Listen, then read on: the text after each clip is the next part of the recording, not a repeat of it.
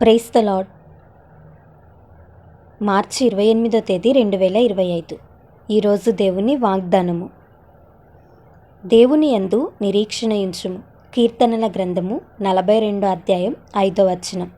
ఈ వాక్యం ద్వారా మనం తెలుసుకోవాల్సిన విషయం ఏంటంటే, ఈ కీర్తనను ఎవరు రాశారు అని కనుక మనం చూసినట్లయితే కోరహు కుమారులు ఈ కీర్తనను రాశారు. కోరహు కుమారులు ఎన్నో ప్రతికూల పరిస్థితుల గుండా వారు ప్రయాణం చేస్తూ ఎన్నో కష్టాలలో, నష్టాలలో, వేదనలలో వారు ఉండి వారి ప్రాణంతో వారు మాట్లాడుతున్నారు. నా ప్రాణమా, నీవెందుకు తొందరపడుతున్నావు? నా ప్రాణమా, నీవేళ కృంగి ఉన్నావు? దేవుని యందు నిరీక్షణ ఉంచని వారి ప్రాణంతో వారు చెప్తున్నారు. అవును, దేవుని యందు మనం నిరీక్షణ ఉంచాలి. ఈ లోకంలో అందరికీ సమస్యలు వస్తాయి, కానీ దేవునికి దూరంగా జీవించే వారికి నిరీక్షణ ఉండదు. కాబట్టి చిన్న వాటికే కృంగిపోతారు, చిన్న వాటికే ఆత్మహత్య చేసుకోవాలనే ఆలోచన వారికి వస్తుంది.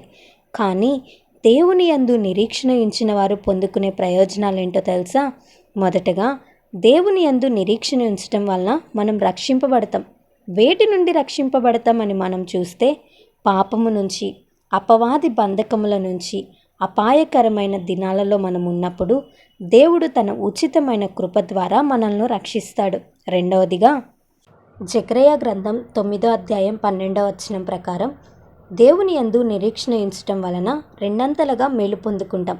ఈరోజు నిన్ను కూడా ఆత్మీయంగా, శారీరకంగా, ఆర్థికంగా అన్ని విషయాలలో దేవుడు నిన్ను ఫలింపచేస్తాడు. చివరిగా 2 కొరింథీయులకు రాసిన పత్రిక 1వ అధ్యాయం 15వ వచనం ప్రకారం అపాయముల నుండి దేవుడు నిన్ను తప్పిస్తాడు. ఈ రోజులలో ఎక్కడా భద్రత లేదు కదా. మరణం ఎటువైపు నుంచి వస్తుందో మనకు తెలియదు. దేవుడే మనల్ని కాపాడాలి. కాబట్టి దేవుని యందు నిరీక్షణ ఉంచు. రక్షింపబడతావు, దీవింపబడతావు, అపాయముల నుండి తప్పింపబడతావు. ఈ వాగ్దానం దేవుడు మనందరి జీవితంలో నెరవేర్చునుగాక. ఆమేన్. ఈ వీడియో మీకు దీవెనకరంగా, ఆశీర్వాదకరంగా అనిపించినట్లయితే లైక్ చేయండి, షేర్ చేయండి, కామెంట్ చేయండి, సబ్స్క్రైబ్ చేసుకోండి.